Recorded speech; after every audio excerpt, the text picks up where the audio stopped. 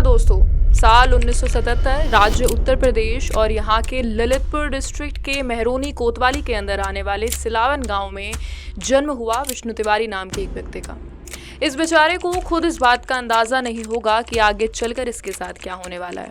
इनके पिता का नाम रामेश्वर प्रसाद तिवारी था। ये परिवार बहुत अमीर तो नहीं था, लेकिन अपनी खुद की मेहनत से अपना गुजारा कर रहा था। इनके परिवार में विष्णु तिवारी के अलावा 3 और छोटे भाई भी थे। जैसे जैसे विष्णु बड़ा होता गया तो उसका मन पढ़ाई में लगना बंद हो गया और कम ही उम्र में उसने पढ़ाई छोड़ दी और घर के कामों में हाथ बटाने लगा। विष्णु तिवारी के पास कुछ जमीन थी जिस पर वो खेती किया करता था और कुछ जमीन उसने ठेके पर भी ले रखी थी। इसके अलावा इनके पास 10 भैंसें थी जिनका दूध ये लोग बेचा करते थे। मतलब हम ये मान सकते हैं कि इनके परिवार में सब कुछ ठीक चल रहा था।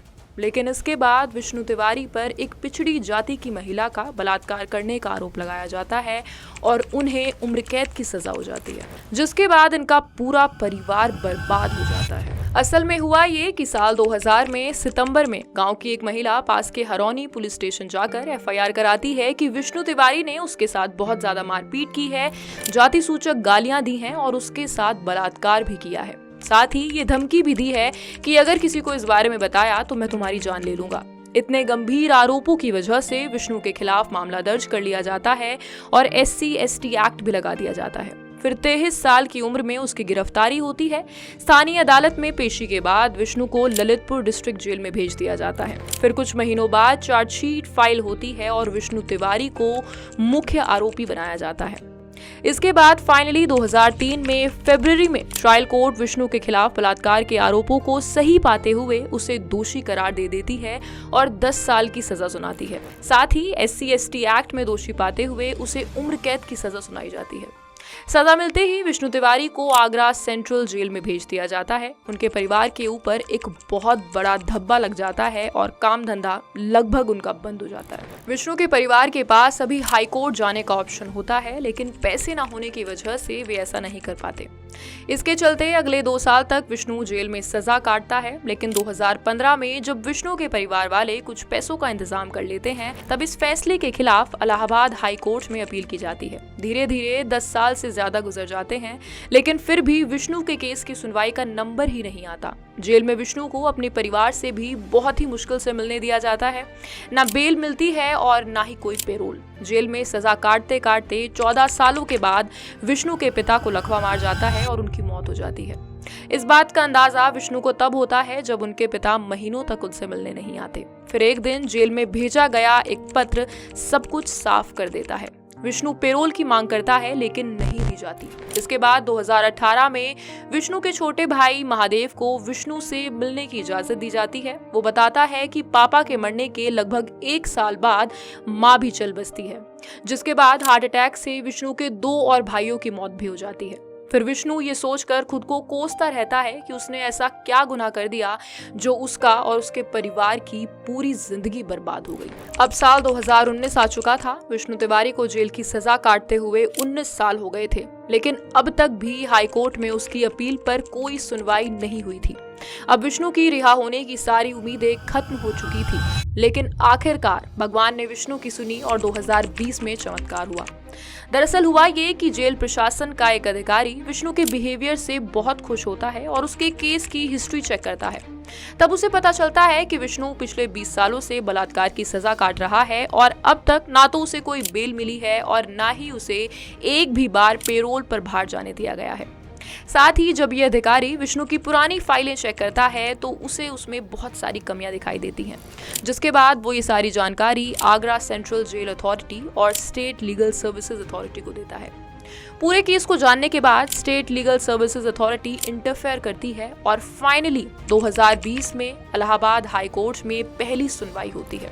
ये मामला कोर्ट में कई दिनों तक चलता है। सबसे पहले कोर्ट ये नोटिस करता है कि साल 2000 में जिस तारीख को महिला ने थाने में जाकर शिकायत कराई थी, FIR उसके 3 दिन बाद दर्ज हुई थी।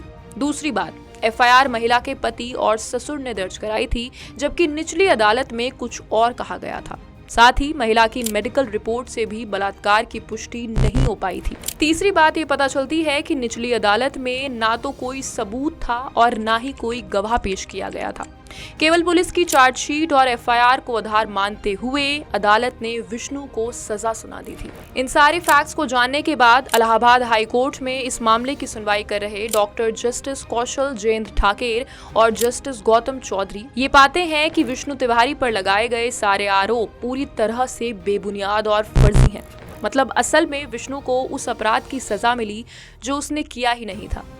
19 साल 3 महीने और 3 दिन तक जेल में रहने के बाद 2 मार्च 2021 को विष्णु तिवारी को बाइज्जत बरी कर दिया जाता है।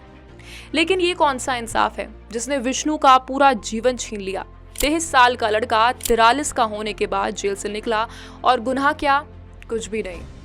एक निर्दोष ने अपनी जिंदगी के 20 साल खो दिए, अपने माँ बाप, भाई, सबको खो दिया। इस केस में SC/ST एक्ट का गलत इस्तेमाल किया गया क्योंकि झूठा आरोप लगाने वाली महिला दलित थी और विष्णु तिवारी एक ब्राह्मण था। अब क्या, मतलब इसके बाद क्या, कुछ नहीं। ये दर्द ऐसे फील नहीं होगा। शायद जब एक बार आप खुद को विष्णु तिवारी की जगह रखकर सोचेंगे तो शायद आपको समझ आए कि अगर आपको भी बिना किसी अपराध के 20 साल जेल में काटने पड़े तो क्या होगा। विष्णु के बाइज्जत बरी होने के बाद सरकार द्वारा उसे मुआवजा दिलाने की मांग की जाने लगी ताकि उसके साथ हुई नाइंसाफी की भरपाई हो सके। वैसे तो भरपाई कभी भी नहीं हो सकती, चाहे कुछ भी कर लो। 20 साल का वक्त कोई वापस नहीं ला सकता, विष्णु की जवानी कोई उसे वापस नहीं दे सकता। इससे रिलेटेड कुछ लोगों ने सुप्रीम कोर्ट में याचिका दायर करते हुए कहा कि ऐसा कोई कानून या नियम बनाया जाए जिसके तहत लंबे समय तक बेगुनाह होते हुए भी जेल में सजा काटने वाले लोगों को बेगुनाह साबित होने पर मुआवजा दिया जा सके। लेकिन 2022 में सुप्रीम कोर्ट ने ये कहकर इस याचिका को खारिज कर दिया कि ये सरकार का मामला है, सेंट्रल और स्टेट गवर्नमेंट खुद इस पर अपने नियम बनाए। साथ ही नेशनल ह्यूमन राइट्स कमीशन ने इस मामले में विष्णु के 20 साल जेल में खराब होने को लेकर उत्तर प्रदेश सरकार से जवाब मांगा। साथ ही ये भी पूछा कि सरकार इतने सालों से क्या कर रही थी। सेंटेंस रिव्यू बोर्ड ने मामले का आंकलन क्यों नहीं किया। जवाब आया होगा लेकिन वो पब्लिक में तो अवेलेबल नहीं है। मैं एनडीए सरकार से और उत्तर प्रदेश की योगी सरकार से मांग करती हूँ कि इस मामले में कोई कानून जरूर बनाया जाए। एटलीस्ट बेगुनाह साबित होने के बाद उस इंसान को पर्याप्त मुआवजा दिया जाए, अपनी जिंदगी दोबारा से शुरू करने के लिए उसकी पूरी मदद की जाए और सबसे जरूरी, जिस किसी ने भी झूठा मुकदमा दर्ज कराया था उसके खिलाफ सख्त से सख्त कार्रवाई की जाए। इंडियन जुडिशियल सिस्टम में बहुत सारी कमियां हैं जिन्हें सही की जाने की बहुत ज्यादा जरूरत है। एक जो मैंने पर्सनली नोटिस की है वो है बहुत फ्रिक्वेंटली हड़ताल का होना, शोक सभाओं का रखे जाना और इन दिनों में कोई कामकाज नहीं किया जाता। District bar associations notice circulate करा देती हैं कि आज काम नहीं होगा और शायद अगर कोई वकील काम करते हुए पाया गया तो शायद उसका लाइसेंस भी रद्द हो जाए। जबकि इसके ऑपोजिट 2002 में एक्स कैप्टन हरीश उपल versus union of India case में सुप्रीम कोर्ट ने अपने फैसले में कहा था कि लॉयर्स के पास हड़ताल करने की पावर नहीं है और ना ही कोर्ट को बॉयकॉट करने की। लेकिन साथ ही कोर्ट ने ये भी कहा था कि लॉयर्स कोर्ट के प्रेमिसेस और उसकी बिल्डिंग के बाहर पीसफुल प्रोटेस्ट कर सकते हैं, मगर पूरी अदालत की कार्रवाई को रोक देना इज नॉट राइट। पर सुप्रीम कोर्ट के कुछ भी कहने से क्या ही फायदा जब कोई उसे इम्प्लीमेंट ही नहीं करता। 2002 में ये बात कही गई थी और आज 2024 में भी वही हालात हैं। केसेस की पेंडेंसी बढ़ती जा रही है पर किसी को कोई मतलब नहीं है। 266 लॉ कमीशन रिपोर्ट के हिसाब से देहरादून डिस्ट्रिक्ट में 2012 से 2016 के बीच एडवोकेट्स 455 दिनों के लिए हड़ताल पर थे और हरिद्वार डिस्ट्रिक्ट में ये नंबर 515 दिनों का है। कानून की नज़र में ऐसा करना इलीगल है। एक बार की बात बताती हूँ। एक बार मैं मेरठ डिस्ट्रिक्ट कोर्ट गई थी तो मैंने एक लॉयर से पूछा कि सर, लॉयर्स को हड़ताल करने का लीगल राइट थोड़ी है और ना ही शोक सभाएं करने का, पूरे दिन का कामकाज बंद कर देने का। तो उन्होंने कहा कि ऐसे तो पब्लिक प्लेसेस पर स्मोकिंग करना भी मना है, पर फिर भी लोग करते हैं ना, क्योंकि इन कानूनों को इम्प्लीमेंट कराने वाले मतलब पुलिस वाले ही स्मोक करते हैं। साथ ही एक फीमेल लॉयर शायद मेरे सवाल से ऑफेंड हो गई, वो उन्हीं के साथ बैठी हुई थी। तो उन्होंने कहा कि हम सुप्रीम कोर्ट के द्वारा दिए गए फैसलों को मानने के लिए बाध्य नहीं हैं। हम वो करते हैं जो हमारी एसोसिएशन हमें करने के लिए कहती है। इंडियन जुडिशियल सिस्टम में दूसरी दिक्कत है तारीख पे तारीख की। इसका एक रियल लाइफ एग्जाम्पल बताती हूँ। For some personal reasons I have to go to the district court frequently from some time. तो मुझे वहाँ एक आंटी मिली। मैं उनसे ऐसी बातचीत करने लगी कि आपका क्या केस है एंड ऑल। तो उन्होंने बोला डॉरी का है, मतलब दहेज का है। फिर मैंने पूछा कि आपको कितने साल हो गए आंटी यहाँ पर? तो उन्होंने बोला कि बेटा 19 साल। फिर मैंने पूछा कि अभी तक कोई फैसला नहीं हुआ? She said no. भाई मैं शॉक रह गई। This is ridiculous. और जब मुझे पता चला कि उनकी शादी के कुछ महीने बाद ही कोर्ट केस शुरू हो गया था और तब से ही वो अपने मायके में रह रही हैं। इमेजिन, केस लड़ते लड़ते वो 20 से 40 साल की हो गई। ये सब सुन के किसको ही भरोसा होगा लॉ सिस्टम पर? कोई लॉयर्स को ब्लेम करता है तो कोई जजेस को, पर असलियत में सफ़र कौन करता है? एक आम आदमी। इसके अलावा 2022 की इंडिया जस्टिस रिपोर्ट ने बताया कि जेल में बंद लगभग 77% लोग अपने मुकदमे के पूरा होने का इंतजार कर रहे हैं। वैसे तो चीफ जस्टिस डीवाई चंद्रचूड़ ने भी अपने कार्यकाल में कई बार कहा है कि ये तारीख पे तारीख वाला कल्चर खत्म होना चाहिए, पर ये सिर्फ बोलने से खत्म नहीं होगा, कड़े फैसले लेकर उन्हें इम्प्लीमेंट कराने से होगा। नेशनल फोरम पर अच्छे अच्छे शब्दों में स्पीच देना एक बात है और कोर्ट में बैठकर उन्हें इम्प्लीमेंट कराना दूसरी। तीसरी प्रॉब्लम है लैक ऑफ जजेस की। 2022 की इंडिया जस्टिस रिपोर्ट के हिसाब से 1108 जजेस की सैंक्शन स्ट्रेंथ होने के बावजूद हाई कोर्ट्स केवल 778 जजेस के साथ काम कर रहे हैं।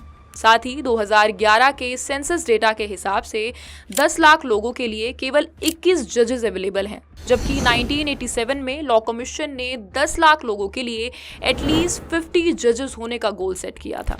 चौथी प्रॉब्लम है जजेस के अपॉइंटमेंट में लैक ऑफ ट्रांसपेरेंसी का होना। ये अपॉइंटमेंट कोलेजियम सिस्टम के थ्रू होता है, जिसमें चीफ जस्टिस ऑफ इंडिया और सुप्रीम कोर्ट के 4 सीनियर मोस्ट जजेस नॉमिनेशंस और ट्रांसफर्स डिसाइड करते हैं, जिसके बाद उन नामों को सेंट्रल गवर्नमेंट के पास भेजा जाता है। लेकिन जब सरकार उन नामों को पास नहीं करती तो लंबे समय के लिए बेंचेस वेकेंट रह जाती हैं, further delaying the process of appointment. I know आप सब लोग इंक्लूडिंग मी इंडियन जुडिशरी की बहुत ज़्यादा रिस्पेक्ट करते हैं और करनी भी चाहिए, पर जब किसी इंसान को असलियत में अदालत में जाकर कोई केस लड़ना होता है या मतलब उसका लॉ सिस्टम से कोई डायरेक्ट एनकाउंटर होता है, 1-2 साल निकल जाते हैं तो उसको समझ आता है कि भाई यहाँ तो बहुत सारी प्रॉब्लम्स हैं। इतने सारे पैसे यहाँ फूकने से तो अच्छा है कोई दूसरा ऑल्टरनेटिव सोच लेते हैं, क्योंकि यहाँ तो कितने साल लग जाएं कुछ नहीं पता, पूरी जिंदगी निकल जाएगी, क्या ही फायदा होगा। इतना टॉर्चर झेलने से तो अच्छा है कुछ और करते हैं। हर अगली तारीख 1-1.5 महीने के बाद की लगना, और उसमें भी कभी जज छुट्टी पर है तो कभी कुछ। धन्यवाद। जय हिंद।